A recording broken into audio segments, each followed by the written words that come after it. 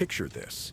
You're 24 years old, sitting in a conference room with some of the most expensive lawyers in America. Across from you sit two identical twins, both 6'5", both Harvard graduates, both absolutely furious. They want $65 million from you, and you're about to write the check. This actually happened to Mark Zuckerberg in 2008.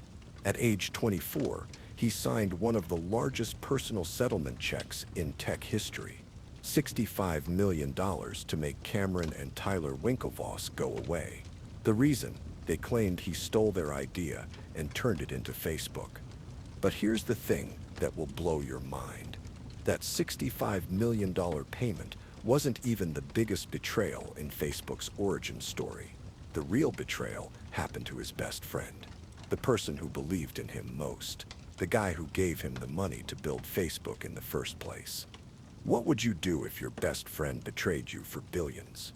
What if someone stole your idea and turned it into the most powerful platform on Earth? This is the story of how Mark Zuckerberg allegedly built Facebook by taking from everyone around him and why it worked. Mark Zuckerberg went from awkward Harvard sophomore to the youngest self-made billionaire in history. But the path wasn't just about coding genius.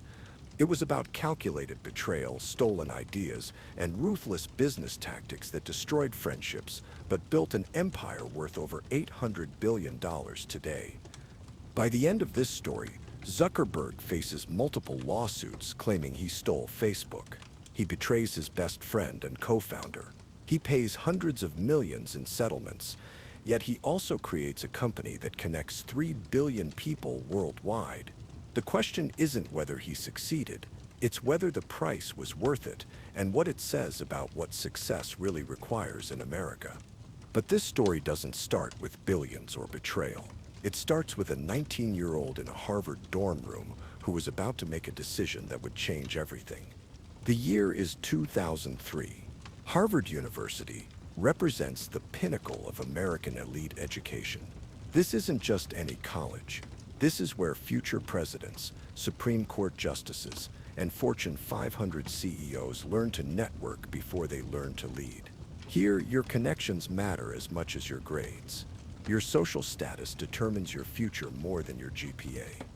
Social networking is just emerging across America. Friendster connects people online for the first time. MySpace lets users customize their profiles with music and photos, but nothing exists specifically for college students. Nothing captures the unique social dynamics of campus life. Nothing turns the college social hierarchy into a digital playground. Into this world walks Mark Zuckerberg, a computer science sophomore from Dobbs Ferry, New York. His family is well off, but not wealthy by Harvard standards. His father runs a dental practice. His mother works as a psychiatrist. They're comfortable, educated, upper middle class.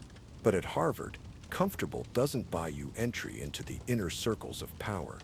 Mark already has a reputation on campus, and it's not entirely positive. Just months earlier, he created something called FaceMash. The concept was simple and problematic. Students could visit his website and rate the attractiveness of female classmates. 2 photos appeared side by side. Users clicked on the prettier girl. The site ranked Harvard women from hottest to not. The backlash was immediate and intense. Female students felt objectified and violated. The Harvard administration was furious.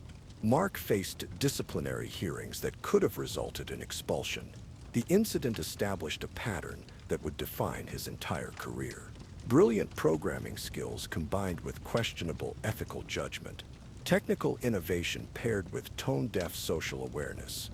But FaceMash also proved something crucial. Mark understood what college students wanted online. He grasped the social dynamics that drove campus behavior. He knew that students were obsessed with ranking, comparing, and judging each other. Most importantly, he could build websites that went viral before anyone even used that term. Harvard's social hierarchy operates through exclusive final clubs. These organizations trace their history back centuries. They're more powerful than fraternities, more selective than honor societies. Getting into the right final club determines your network for life. It connects you to Wall Street, Washington, and Silicon Valley power brokers. Mark exists on the outside of this system. He's brilliant, but awkward. Ambitious, but not naturally charismatic. He wears flip-flops to important meetings. He codes through the night and sleeps through morning classes. He's the kind of student who impresses professors, but makes classmates uncomfortable at parties. The internet in 2003 looks nothing like today. There's no iPhone because Steve Jobs won't invent it for 4 more years. YouTube doesn't exist. Twitter is still just a bird sound. Social networking is primitive, slow, and mostly used by tech-savvy early adopters. But change is coming fast. Whoever figures out social networking first will capture an entire generation of users. College students represent the perfect test market. They're digital natives, early technology adopters, and obsessed with social status. They'll try new platforms immediately and abandon old ones ruthlessly. 3 different groups at Harvard are thinking about social networking in late 2003. Each has a different vision. Each represents a different approach to technology and business. And each is about to collide in ways that will reshape the internet forever. First, there's Mark Zuckerberg and his roommate, Eduardo Saverin. Eduardo comes from serious money. His family made their fortune in Brazil before moving to Miami. He's studying economics and understands business in ways Mark never will. He's also Mark's closest friend and biggest supporter. Eduardo sees the potential in Mark's coding abilities and wants to help him build something significant.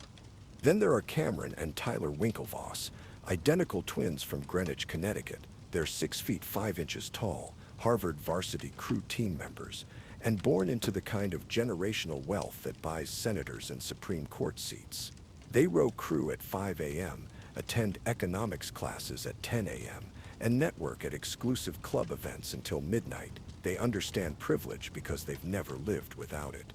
Working with the Winklevoss twins is Divya Narendra, a computer science student who provides the technical knowledge the twins lack.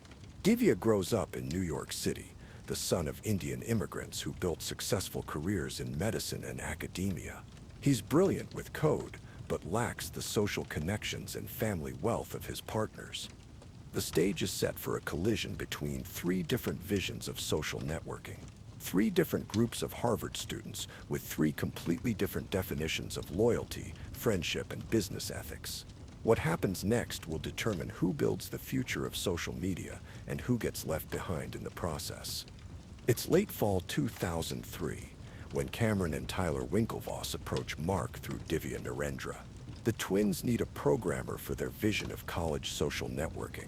They call it Harvard Connection, later renamed ConnectU. The concept is elegant in its simplicity, an exclusive social network for Harvard students only.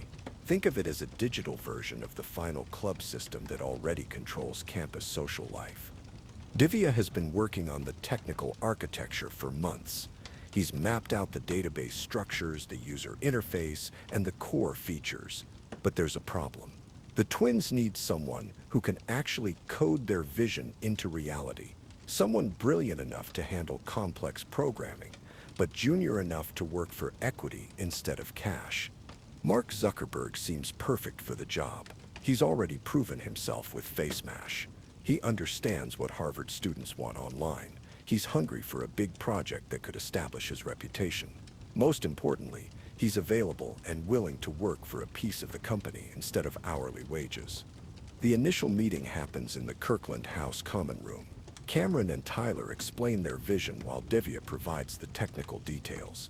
They want Harvard Connection to be exclusive, sophisticated, and socially relevant. Users would create profiles with photos, academic information, and social connections.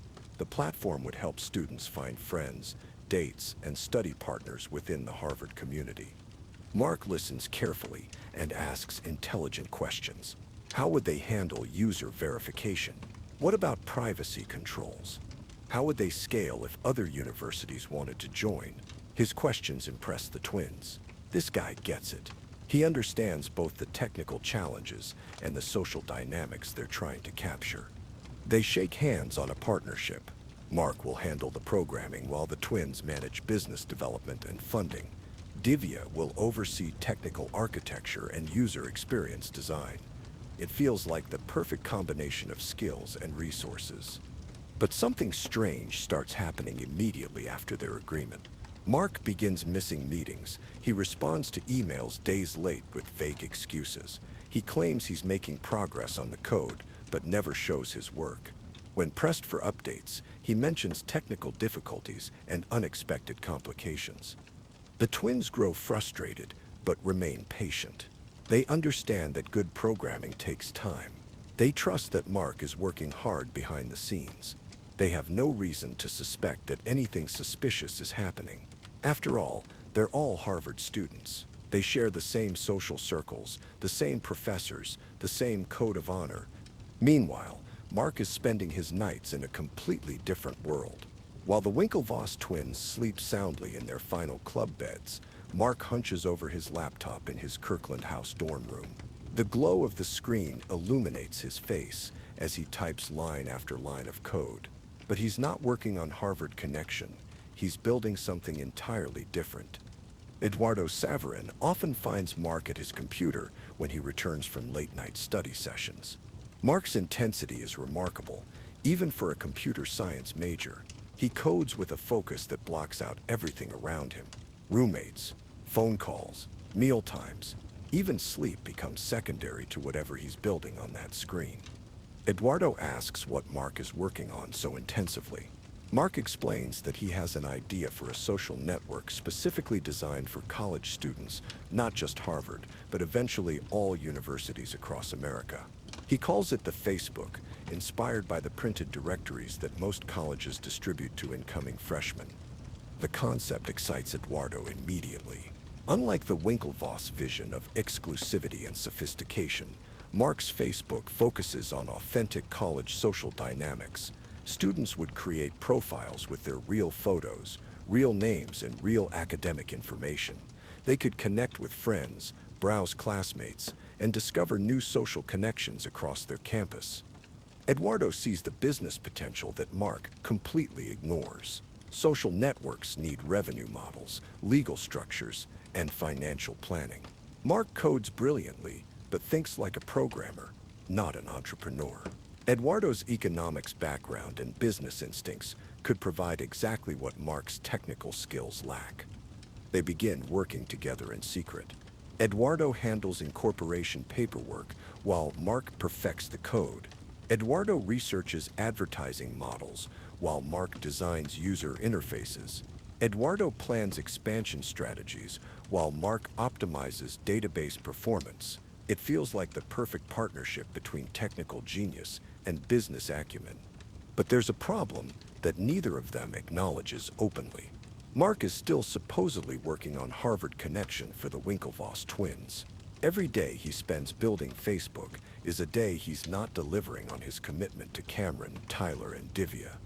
The deception accelerates through December 2003 and January 2004. Mark sends increasingly elaborate excuses to the Winklevoss team. He claims his computer crashed and he lost code. He mentions family emergencies that require his attention. He describes programming bugs so complex that they might take weeks to resolve. Here's the smoking gun that reveals Mark's true intentions. On January 8th, 2004, Mark sends an email to the Winklevoss twins apologizing for delays. He writes that he's been too busy with schoolwork to make significant progress on their site. He promises to focus on Harvard Connection as soon as his academic schedule lightens up. That same week, Mark is working 18-hour days perfecting Facebook's launch version. He's not too busy with schoolwork. He's too busy building a competing product that will make Harvard Connection irrelevant forever. Eduardo watches Mark's deception with growing unease.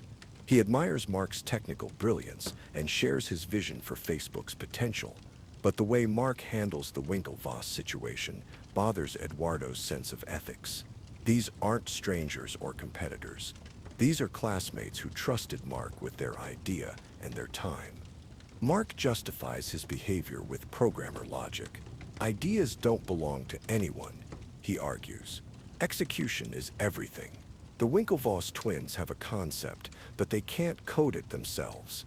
If Mark can build it better and faster, why should he be limited by their inferior vision and slower timeline? Eduardo disagrees but doesn't push the issue. He's more focused on Facebook's potential than on Mark's ethics regarding Harvard connection. This decision will haunt Eduardo later when he discovers that Mark applies the same ruthless logic to all his business relationships, including their friendship.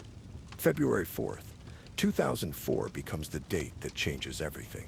Mark launches the Facebook from his Kirkland House dorm room. The timing is perfect. Students return from winter break eager for social connection and campus gossip. They're bored with existing social networks designed for the general public. They want something created specifically for their college experience. The response exceeds every expectation. Within the first hour, dozens of Harvard students create profiles. By the end of the first day, hundreds are registered. By the end of the first week, over 1,000 Harvard students have joined. The viral growth is unlike anything anyone has seen in social networking. Students love Facebook's authenticity and simplicity. Unlike Friendster's fake profiles and MySpace's customization chaos, Facebook requires real names and real photos. Unlike the Winklevoss vision of exclusivity, Facebook welcomes every Harvard student, regardless of social status or final club membership. It democratizes campus social networking in a way that feels both revolutionary and natural. Eduardo realizes immediately that they've created something special. The user engagement numbers are extraordinary. Students spend hours browsing profiles, adding friends, and updating their information. They check Facebook multiple times per day.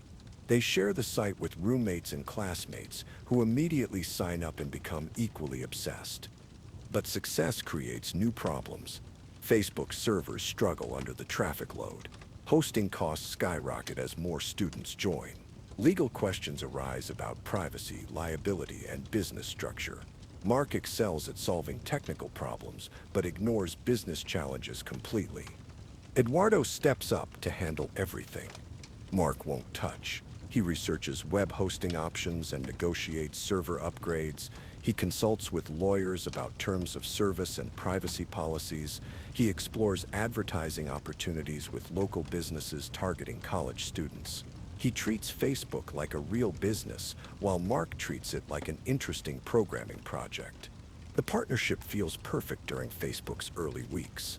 Mark's technical genius drives product development, while Eduardo's business sense creates sustainable growth.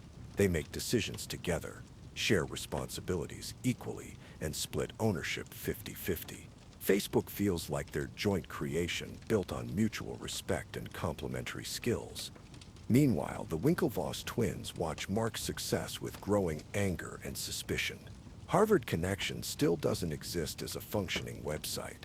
Mark continues sending apologetic emails about delays and complications.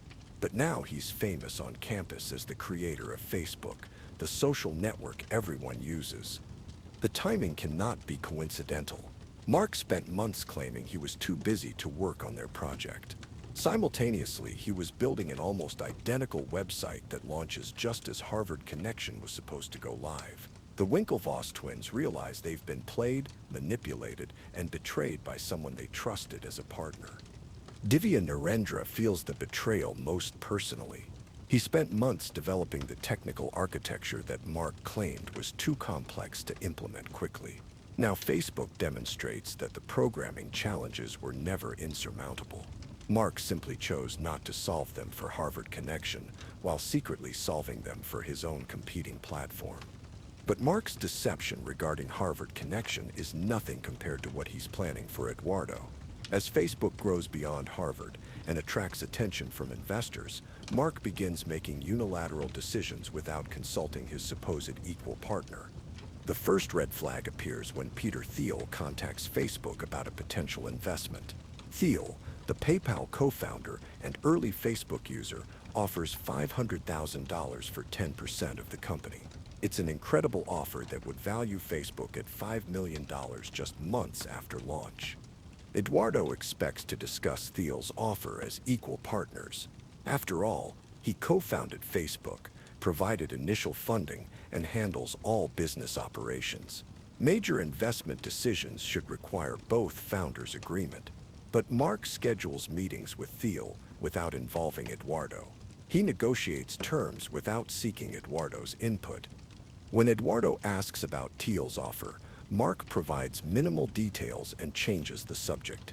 He acts like the investment is a minor technical matter rather than a fundamental business decision that affects both their futures. Eduardo senses something is wrong, but trusts Mark too much to investigate further. Here's what Eduardo doesn't know. Mark is already planning to dilute Eduardo's ownership and control over Facebook. He's consulting with lawyers about corporate structures that would allow him to reduce Eduardo's stake while increasing his own power. The Thiel investment becomes Mark's vehicle for executing this betrayal. But Mark needs Eduardo to cooperate with his plan, at least initially. So he presents Thiel's offer as an opportunity requiring Eduardo's temporary sacrifice. They need to move Facebook's operations to California to access Silicon Valley talent and connections. Eduardo can't relocate because he's committed to a summer internship in New York. Mark suggests that Eduardo maintain his stake while Mark handles day-to-day operations from the West Coast. Eduardo agrees because he trusts Mark completely and wants Facebook to succeed. He believes they're still equal partners working toward the same goals. He doesn't realize that Mark views Eduardo's New York internship as the perfect excuse to execute a carefully planned betrayal. Summer 2004 becomes the season when Mark's true nature emerges fully. While Eduardo works his internship in New York, believing he's still Facebook's co-founder and business leader, Mark incorporates a new Delaware company without Eduardo's knowledge or consent. Through complex legal maneuvers designed by expensive Silicon Valley lawyers, Eduardo's stake gets diluted from 50% to less than 10%. The dilution isn't accidental or unavoidable. It's calculated and deliberate. Mark's own emails, discovered later during litigation, show that he planned Eduardo's removal months before executing it. He discusses his strategy with advisors and friends, describing Eduardo as a liability who needs to be eliminated from Facebook's management. Eduardo discovers the betrayal gradually through a series of humiliating revelations. First, his corporate credit cards stop working. Then, his access to Facebook's financial accounts gets revoked. Finally, legal documents arrive, showing his massively diluted ownership stake in a company he believes he co-founded as an equal partner. The emotional impact on Eduardo is devastating. This isn't just a business dispute or a misunderstanding about equity distribution. This is the complete destruction of a friendship Eduardo valued above everything else. Mark didn't just steal Eduardo's money and ownership, he stole Eduardo's trust, his partnership, and his belief that their friendship meant something real. Imagine discovering that your best friend, the person you trusted most in the world, had been planning to betray you for months. Imagine learning that while you worked to support their dreams, they were secretly consulting lawyers about how to remove you from the company you built together. Eduardo experiences this betrayal while watching Facebook become more valuable every day with his stolen contribution. But Eduardo's lawsuit is just beginning. The Winklevoss twins have already filed their own legal action claiming Mark stole their idea, their business plan, and their source code for Facebook. Their case argues that Mark deliberately delayed Harvard connection while developing his own competing version. They want damages, ownership stakes, and public acknowledgement of Mark's theft. Mark's defense strategy reveals his calculating nature. His lawyers argue that ideas cannot be stolen, only executed. They claim Harvard connection was fundamentally different from Facebook in concept, design, and implementation. They suggest that Mark's success proves his superiority as an entrepreneur, not his guilt as a thief. The legal discovery process exposes Mark's most damaging communications. His emails reveal contempt for the Winklevoss twins, calling them douchebags who don't understand technology or business. His messages about Eduardo show premeditation and cold calculation, discussing strategies for removing his best friend from the company they built together. But here's the most revealing aspect of Mark's legal troubles. Facebook continues growing exponentially throughout the litigation. Every month of legal delays makes Facebook more valuable and Mark more powerful. Every settlement negotiation occurs against the backdrop of Facebook's incredible success story. Mark learns to use Facebook's growth as leverage in all his legal battles. He can afford the best lawyers because Facebook generates massive revenues. He can outlast smaller opponents because Facebook provides unlimited resources for extended litigation.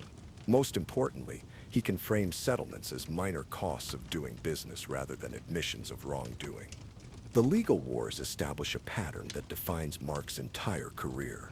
When confronted with ethical challenges, he responds with legal strategies and public relations campaigns rather than moral reflection. When accused of betrayal, he hires better lawyers instead of examining his behavior. When friends become obstacles, he removes them efficiently and moves forward without regret. This approach works brilliantly for building a business empire, but destroys Mark's ability to maintain genuine relationships. Success justifies everything in retrospect, but the people Mark betrays never forget his choices. They may become wealthy from settlements and equity stakes, but they never trust him again. By 2008, Mark Zuckerberg faces the most critical decision of his career. Facebook is worth billions and growing exponentially every month, but two massive lawsuits threaten to destroy everything he's built. The legal discovery process has exposed his most damaging emails, including his contemptuous comments about the Winklevoss twins and his calculated plans to betray Eduardo.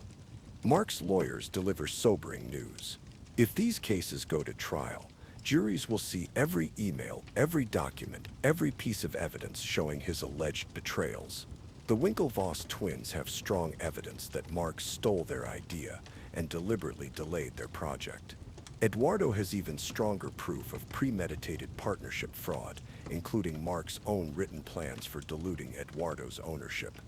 The stakes couldn't be higher. A jury trial would expose Mark's behavior to global media scrutiny. His reputation as a visionary entrepreneur could become a cautionary tale about ruthless betrayal. Worse, massive damage awards could force him to give up control of Facebook just as the company approaches its greatest period of growth. But fighting the lawsuits also offers potential vindication. Mark's lawyers believe they can argue successfully that ideas cannot be stolen, only executed. They think they can portray the Winklevoss twins as entitled rich kids who couldn't code their own vision. They believe they can frame Eduardo's removal as legitimate business restructuring rather than friendship betrayal. Mark wrestles with this choice throughout 2008 as Facebook's value skyrockets. Every month of delay makes the potential settlements more expensive, but also makes Facebook more valuable.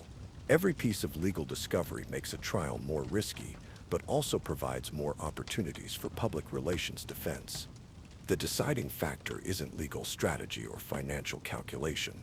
It's Mark's recognition that prolonged litigation threatens Facebook's future regardless of trial outcomes. Investors demand stability. Employees need certainty. Users require confidence that Facebook will continue growing rather than fighting endless legal battles. In December 2008, Mark makes the choice that defines his entire approach to business ethics. He authorizes a $65 million settlement with the Winklevoss twins.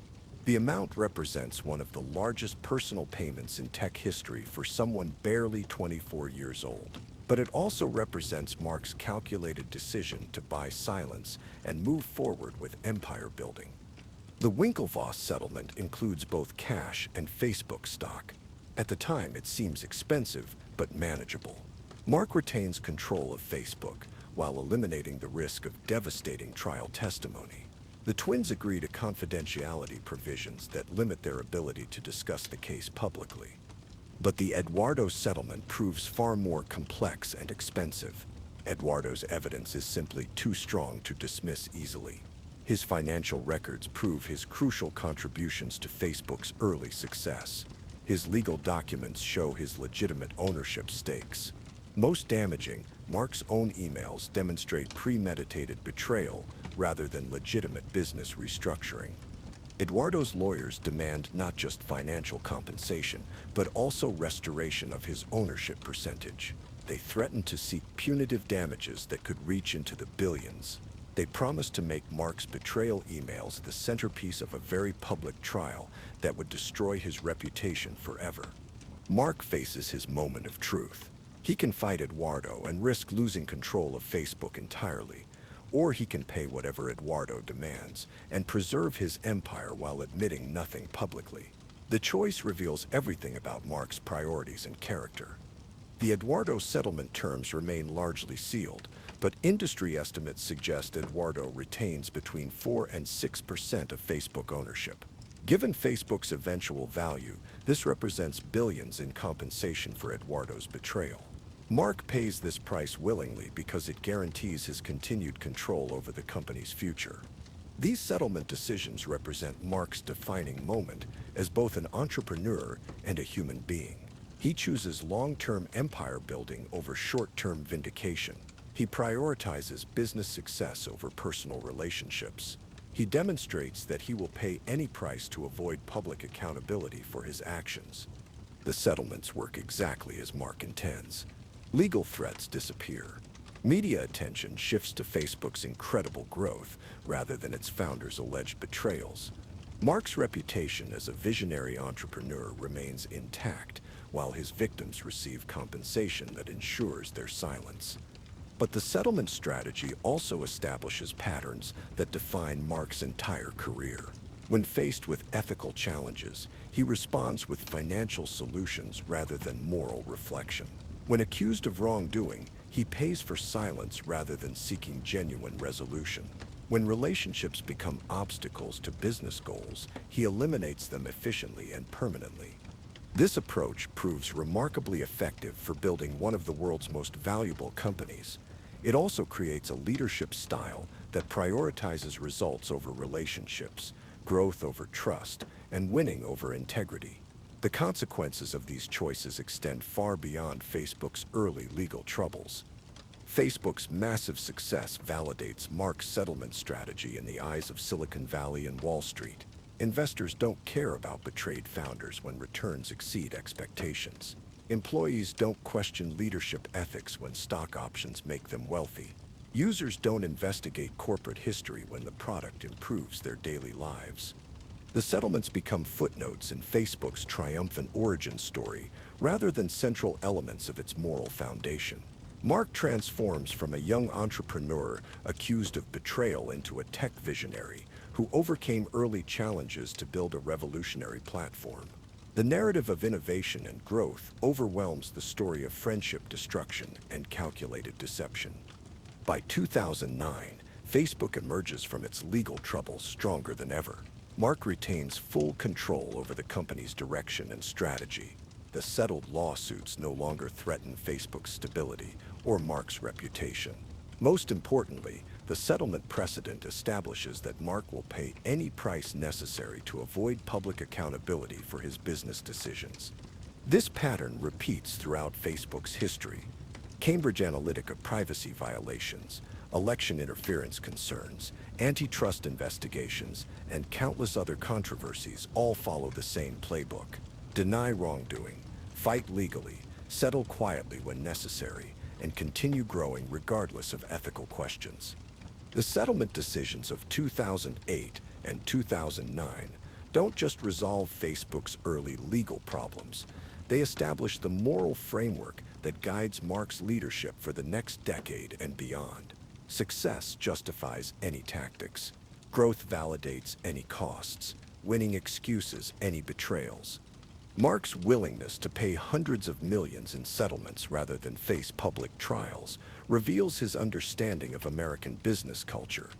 We forgive almost anything if the results are spectacular enough. We overlook ethical failures when financial success benefits everyone involved. We celebrate winners regardless of how they achieved victory. The immediate aftermath of the settlements transforms everyone's lives in ways none of them could have anticipated.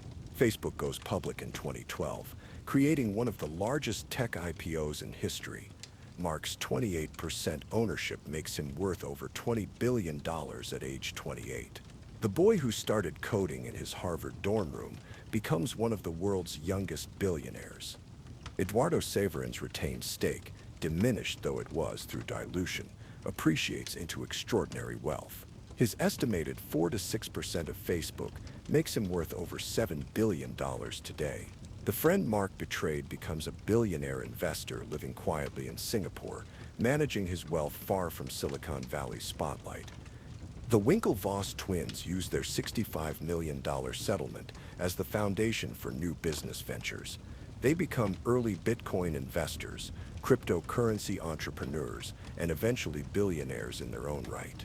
Their settlement, painful at the time, grows into a fortune worth over $400 million as Facebook's stock price soars.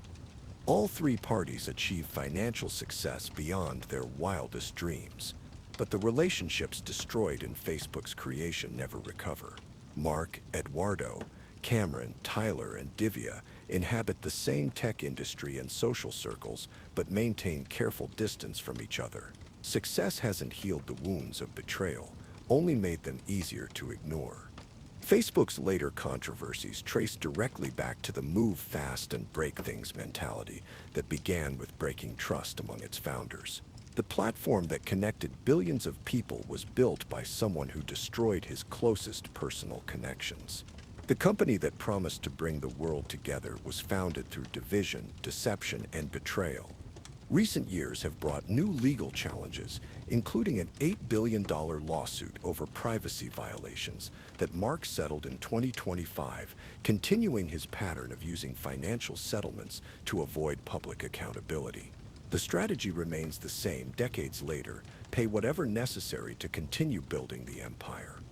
Mark Zuckerberg's story offers profound lessons about success, ambition, and moral choices in modern America. His willingness to betray friends and partners enabled him to build one of the world's most valuable companies. His calculated ruthlessness created a platform used by 3 billion people globally. His empire generates hundreds of billions in value and employs tens of thousands of people worldwide. But his success also came at enormous personal cost. The friendships he destroyed for business advantage never returned. The trust he broke for financial gain never rebuilt. The ethical foundations he abandoned for growth never restored. Mark gained the whole world, but lost relationships that money cannot replace. The question his story poses isn't whether ruthless tactics work in American business. Clearly they do, spectacularly. The question is whether they're necessary for that level of success, and whether the personal costs justify the financial rewards. Mark's empire stands as both an inspiration and a warning about what we're willing to sacrifice for our biggest dreams. Today, Mark Zuckerberg controls one of the world's most powerful platforms and possesses wealth beyond imagination. Eduardo Saverin invests quietly as a billionaire who learned painful lessons about trust and friendship. The Winklevoss twins built their own crypto empire while never forgetting how their first big idea was stolen. All of them succeeded financially. None of them forgot the betrayals that made that success possible. Their story reveals both the promise and the peril of American capitalism, where winning justifies almost anything, but the people you destroy on your way up remember everything forever. The ultimate lesson of Facebook's origin isn't about coding, social networking, or even entrepreneurship. It's about the price of massive success and whether that price is worth paying. Mark Zuckerberg answered that question with his choices, his settlements, and his empire. Whether his answer was right or wrong depends on what you value more: the relationships that make life meaningful, or the success that makes life legendary.